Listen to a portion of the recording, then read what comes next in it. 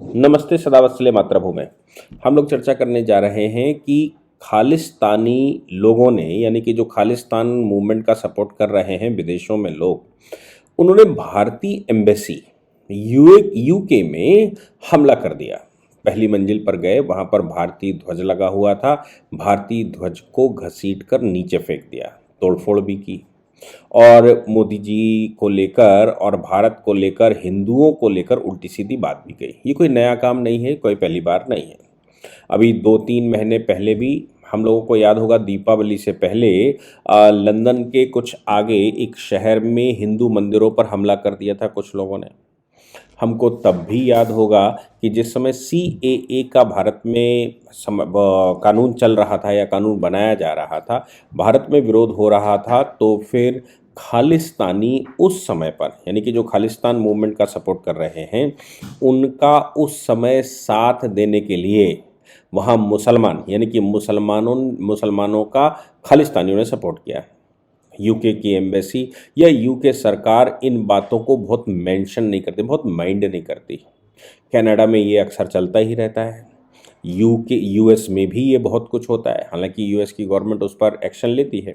पीछे ऑस्ट्रेलिया में भी इंडियन हाई कमीशन के पास ऐसा ही हुआ था, लेकिन ऑस्ट्रेलियन गवर्नमेंट ने तुरंत एक्शन लिया था, तुरंत सिक्योरिटी प्रोवाइड करवाई थी। लेकिन ब्रिटिश हाई कमीशन में यानी कि ब्रिटेन में ऐसा अच्छा देखने को नहीं मिला। अक्सर हिंदुओं पर वहाँ हमले होते रहते हैं। इस्लामिस्ट फोर्सेस भारतीय लोगों पर यानी कि हिंदुओं पर हमला करती है। वहाँ के लोग भी बहुत बड़ी तादाद में पाकिस्तान के साथ खड़े होते दिखाई देते हैं। कारण मैं बताता हूँ क्या है। कारण ब्रिटेन के लोग, जो अंग्रेज जिसको कहते हैं, ईसाई जिसको कहते हैं, अंग्रेज़ों ने जब भारत पर, अंग्रेज़ों का ऐसा मानना है कि हिंदू फोर्सेस की वजह से उनको भारत छोड़ना पड़ा। अगर भारत पर उनका शासन बना रहता तो फिर वो विश्व पर शासन कर सकते थे, क्योंकि ऐसा एक विचार है भी। और वो विचार ये है कि हिंदुस्तान पर शासन की वजह से ही, यानी कि जब 16वीं सदी के शुरुआत में, या मैं कहूँ 15वीं सदी के अंत में, या 15वीं सदी के 17वीं सदी की शुरुआत में, 16वीं सदी के अंत में, जिस समय अंग्रेज़ भारत में आया है, थॉमस रो आया था 1616 में, और आगरे में उस समय सल्तनत हुआ करती थी, यानी कि ब्रिटिश ये जो मुग़ल सरकार है वो आगरे में हुआ करती थी। तो आगरे में थॉमस रो गया, उसने यूराइनस और ये वो किया। उसके बाद उनका मानना ये है कि अंग्रेज़ों ने, ईसाइयों ने भारत में अपना जाल बिछाया था, और ईसाई जो फिलॉसफी है या उनकी जो रणनीति थी, उस रणनीति की वजह से ही मुसलमानों का अंत हुआ। क्यों? क्योंकि 1616 का मतलब है अकबर ख़त्म हुआ था, और अकबर के ख़त्म होने के बाद जहांगीर सत्ता में बैठ चुका था। हम सब जानते हैं कि जहांगीर जो है वो पेटीकोट शासक के रूप में जाना जाता है, यानी कि नूरजहां, जो कि वो युद्ध में जीत कर लाया था, नूरजहां शासन किया करती थी। और ऐसा भी लोगों का मानना है कि नूरजहां जहांगीर को जहर दिया करती थी। अब जहांगीर बीमार था, थॉमस रो नूरजहां से मिले थे, थॉमस रो इलाज करवा रहे थे उनका, और या मैं कहूँ कि वो पहले ऐसे वो धर्मगुरु थे जो उनका इलाज कर रहे थे, और कहते हैं कि इस पूरे इलाज में नूरजहां उससे मिल गई थी, और जहर धीरे धीरे स्लो पॉइजन दिया जा रहा था। नूरजहां को अपनी सत्ता चाहिए थी, उसको शहरयार को बादशाह बनाना था, अपने बेटे को, वो अपने दामाद को, और शहरयार को वो बादशाह बनाना चाहती थी, इधर जहर दे रही थी। तो थॉमस रो के माध्यम से अंग्रेज़ों का ये मानना है कि उन्होंने मुगलों की सत्ता को समाप्त करने में एक अहम भूमिका निभाई। नहीं थॉमस रो ने वो जहांगीर के साथ, नूरजहां के साथ मिलकर किया होता, और ना ही ये होता, तो भारत में जो सत्ता होती वो मुसलमान सत्ता होती। मुसलमान सत्ता को समाप्त कर सत्ता में बैठ गया ईसाई। लेकिन जिस समय आज़ादी का मूवमेंट चला, उस समय हिंदू, हालांकि कांग्रेस उस समय अपने आप को सेकुलर कहती थी, यही कारण था कि कांग्रेस ने खिलाफत मूवमेंट कर दिया था। और खिलाफत मूवमेंट किसके लिए? खिलाफत का मतलब क्या था? खिलाफत का मतलब था खलीफा, जिसको अंग्रेजों ने डी रिकॉग्नाइज कर दिया था। खलीफा को पुनर्स्थापित करो, तो कांग्रेस मूवमेंट कर रही थी और मुस्लिम लीग ने यही शर्त रखी थी, मुसलमानों ने ये शर्त रखी थी कि हमारे खलीफा के लिए अगर आप कुछ करते हैं तो हम आपका साथ देंगे। तो मुसलमानों ने उस समय थोड़ा बहुत साथ दिया। तो इनका मानना ये है अंग्रेज़ों का कि जो कुछ भारत में अंग्रेज़ों के साथ गलत हुआ, क्योंकि उनका कहना, मैं बार बार कह रहा हूँ, उनका कहना है कि हमने मुसलमानों को समाप्त किया, सत्ता से हटाया, लेकिन जो मूवमेंट चला वो मुस्लिम मूवमेंट नहीं था, वो एक्चुअली हिंदू मूवमेंट था। और जो मुस्लिम लीग का मूवमेंट भी था वो तो केवल सेपरेट टेरिटरी के लिए था, या जब अंग्रेज यहां से जाएगा तो वो सत्ता में बैठ जाए, इसलिए मुस्लिम लीग काम कर रही थी। मुस्लिम लीग उसमें सफल भी हुई, उसने पाकिस्तान का निर्माण भी करवा लिया। और इधर कांग्रेस लड़ रही थी, मतलब उस समय कांग्रेस के हीरो तिलक से शुरू होते हैं, सही से अगर हम कहें तो तिलक से शुरू होते हैं, सुभाष चंद्र बोस, तिलक, बाल गंगाधर, लाला लाजपत राय, बिपिन चंद्र पाल, अरविंद घोष, और दूसरी तरफ ये भगत सिंह या चंद्रशेखर आज़ाद, ये फोर्सेस भी काम कर रही थी, अनुशीलन समिति वगैरह भी काम कर रही थी।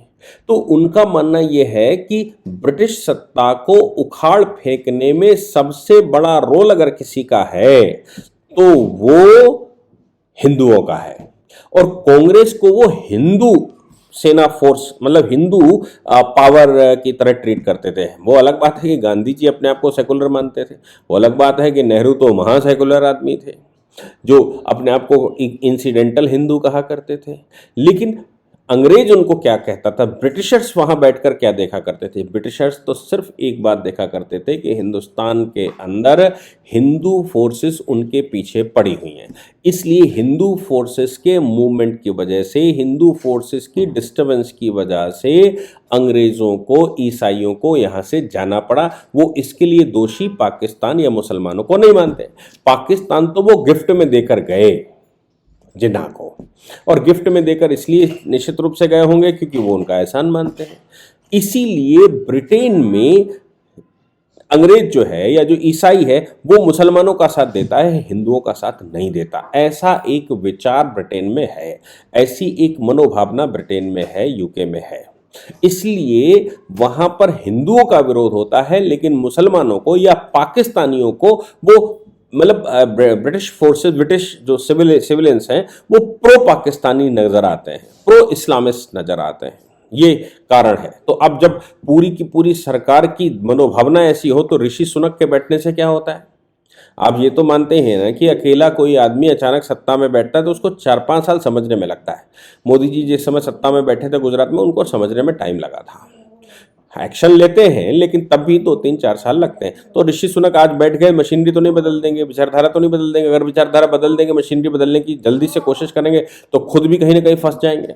इसलिए ऋषि सुनक के बैठने के बावजूद वहां BBC कहीं ना कहीं डॉक्यूमेंट्री पब्लिश करता है। ऋषि सुनक हालांकि स्टेटमेंट देते हैं कि ये बोकस है और ये प्रोपोगंडा है, लेकिन ऋषि सुनक की सुनता कौन है?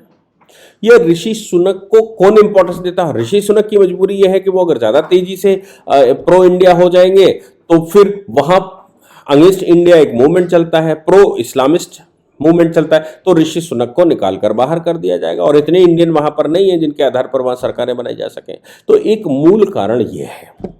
इसीलिए जब हमारे मंदिरों पर हमला होता है, जब हमारे हाई कमीशन पर हमला होता है, या हिंदुओं के ऊपर हमला होता है, तो या वहां प्रदर्शन होते हैं हमारे हाई कमीशन के बाहर, चाहे खालिस्तानियों के प्रदर्शन हो, चाहे CAA के दौरान इस्लामिस्ट लोगों के प्रदर्शन हो, तो उसमें ईसाई या तो उनका फेवर करता है, और नहीं तो वहां की सरकार ये कहते हुए पल्ला झाड़ती है कि भाई हम डेमोक्रेटिक कंट्री है, सबको अपनी बात कहने का अधिकार है, right to speech and expression fundamental right है, इसलिए ब्रिटेन में तो उनको नहीं रोका जा सकता, ब्रिटेन में ऐसी कोई फंडामेंटलिस्ट पावर नहीं है, हम तो डेमोक्रेटिक हैं। अब ये बात ब्रिटेन में ठीक है, और यही कारण है कि बहुत सिक्योरिटी नहीं प्रोवाइड करते। हाँ, इंडियन हाई कमीशन के ऊपर कई बार ऐसा हो चुका है कि हमला करने का प्रयास हुआ है, और मंदिरों पर हमारे हमला होता ही है। ऐसी परिस्थिति में भारत क्या करे कि भाई खालिस्तानियों ने वहां जाकर, या जो सिख मूवमेंट चल रहा है उसको प्रो खालिस्तानी मूवमेंट जो चल रहा है उसमें वहां के लोग सपोर्ट करते हैं, तो क्या रोल है, क्या कर सकते हैं इसमें हम, मतलब हम क्या कर सकते हैं? हमारे करने के जो 2-3 पॉइंट हैं या 2-3 काम हैं, वो ये हैं कि भारत सरकार उनको रिप्लाई दे। भारत सरकार रिप्लाई दे कैसे? अब भारत में उसका रिएक्शन दिखाई दिया। हमें ध्यान होगा कि 19 तारीख की घटना है ब्रिटेन की। हालांकि ये घटना जैसे अमृतपाल सिंह के ऊपर ये उसकी गिरफ्तारी के लिए एक्शन लेना शुरू किया था, उसके लोगों को गिरफ्तार करना शुरू किया था, दबिश डालनी शुरू की थी, इन सब में, इस पूरे के पूरे सिस्टम में, ये इस पूरे के पूरे ऑपरेशन में विश्व के कई देशों में जहां प्रो खालिस्तानी प्रदर्शन करना चाहते थे वो कर रहे थे। कई देशों ने उन पर एक्शन भी लिया। सिंगापुर में एक्शन हुआ, ऑस्ट्रेलिया में एक्शन हुआ, यूके में एक्शन हुआ, कनाडा फ्री है, और इधर यूके में आपने देखा कि हमारा ध्वज तक उतार कर फेंक दिया। हालांकि ये कहा जा रहा है कि यूके गवर्नमेंट ने जो इसका अमृतपाल सिंह का गुरु है, जिसने अमृतपाल सिंह को ऑपरेशन बनाकर यहाँ भेजा है, उसकी गिरफ्तारी हो गई है। वो पहले से खालिस्तानी मूवमेंट चला रहा है, उसकी गिरफ्तारी हो गई, ऐसा कहा गया। गिरफ्तारी होने के बाद क्या वो भारत को सौंपेंगे, ये सवाल है, क्योंकि वो दोषी हमारा है। एम्बेसी प्योर रूप से सॉवरेन बॉडी होती है जिस देश की होती है, इसलिए एम्बेसी के ऊपर हमला हो, एम्बेसी पर हमला हो, एम्बेसी के किसी व्यक्ति पर हमला हो, तो फिर वो भारत पर हमला माना जाता है और देशद्रोह की कैटेगरी में आता है। तो खांडा, आज इसकी बात चल रही है, खांडा को अगर ब्रिटिश गवर्नमेंट ने गिरफ्तार कर लिया है, यूके गवर्नमेंट ने गिरफ्तार किया है, तो क्या वो गिरफ्तार करके भारत को वो देगा, ये सवाल है। अब ये तो पक्की बात है वो देंगे नहीं, क्योंकि मैंने आपको उनके विचार बताया कि वो किस तरह से सोचते हैं, उनका विचार क्या है। ऐसी परिस्थिति में अब आगे सोचना होगा। तो हमने देखा कि 19 तारीख को एक घटना हुई, दूसरे ही दिन ब्रिटिश हाई कमीशन जो भारत में है, उसके ऊपर सिखों ने वहां जाकर प्रदर्शन किया। सिखों ने उनकी प्रदर्शन किया कि भाई आप खालिस्तानी मूवमेंट को सपोर्ट कर रहे हैं, भारत एक है, भारत अक्षुण्ण है, इसलिए सिखों को लेकर आप राजनीति मत करिए। सिखों ने प्रदर्शन किया। ब्रिटिश एम्बेसी इन इंडिया, ठीक है, हमारे यहाँ फोर्सेस लगी हुई थी, हमने स्पेशल सिक्योरिटी दे रखी है सभी एम्बेसियों को, कि हम नहीं चाहते कि हमारे देश में कोई ऐसा किसी एम्बेसी की सॉवरेंटी के ऊपर सवाल खड़ा हो, ऐसा ना हो किसी एम्बेसी के ऊपर प्रश्न खड़ा हो या कुछ यहाँ पर वो घेराघारी शुरू हो। तो भारत तो बिल्कुल क्लियर है कि भाई जो सॉवरेन जहाँ का है उसकी समस्या वहाँ सॉल्व होगी, भारत में हम कुछ नहीं होने देंगे। अब लेकिन क्या ब्रिटेन भी ऐसा सोचता है, क्या यूके ऐसा सोचता है? ऐसा तो वो नहीं सोचता दिखाई दे रहा। इसलिए भारत ने क्या किया, अब मोदी सर आज जो रिएक्शन दिखाई दिया वो ये दिया कि ब्रिटिश हाई कमीशन के बाहर जो हमने स्पेशल सिक्योरिटी लगा रखी थी वो सिक्योरिटी हमने हटा ली। ये मैसेज है मोदी सरकार का कि अगर तुम हमारी एम्बेसी को, तुम हमारे हाई कमीशन को सुरक्षित नहीं रख सकते, डेमोक्रेसी के नाम से हो या जो तुम्हारी मंशा हो, तुम सुरक्षा नहीं दे सकते, तो हम क्यों जबरदस्ती सुरक्षा देंगे?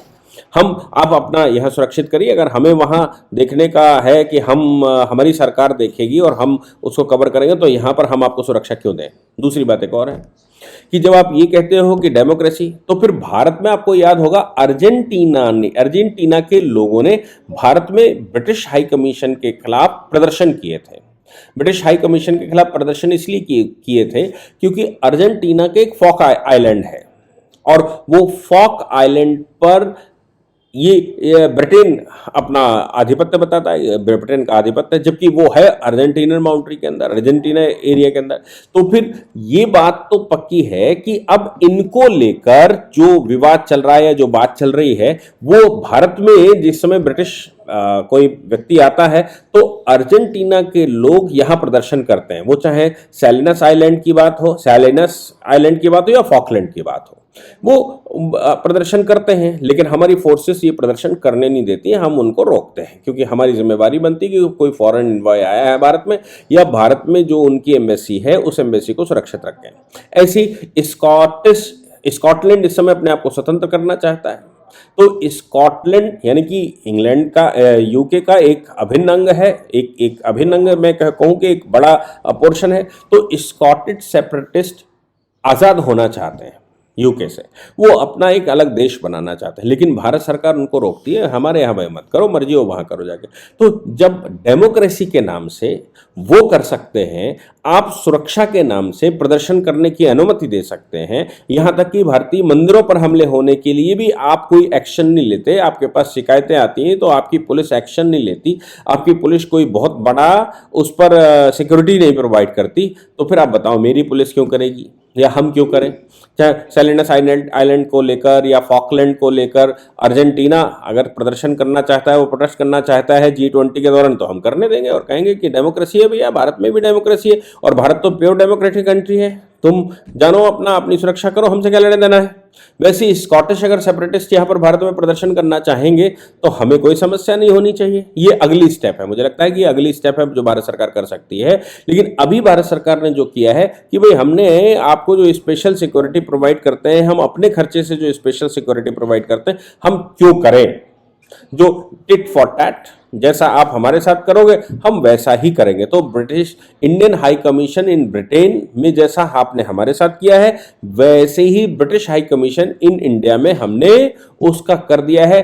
सिखों के प्रदर्शन वहां हो ही चुके हैं। इसका मतलब ये हो गया कि अगर नेक्स्ट प्रदर्शन ब्रिटिश हाई कमीशन के पास होता है केजी मार्ग पर, तो फिर ब्रिटेन कैसे अपने आप को सिक्योर करेगा? भागने के अलावा कोई रास्ता नहीं बचेगा और आपको भागना ही पड़ेगा यहाँ से। और आप इस समय संसार के ऐसे कंट्री बन चुके हैं जो कि अब श्रीलंका और मैं कहूँ पाकिस्तान के रास्ते पर चल चुका है। आप ब्रेग्जिट से भी वहाँ ब्रेग्जिट भी कर चुके हैं, आप यूरोपियन यूनियन से भी सामंजस्य नहीं बिठा पा रहे हैं, आप अपनी इकोनॉमी के लिए भारत सरकार के साथ स्पेशल पैकेज भी चाहते हैं, आप हमारे साथ स्पेशल एग्रीमेंट भी चाहते हैं। भाई हम क्यों ये आपको रिस्पॉन्स दें?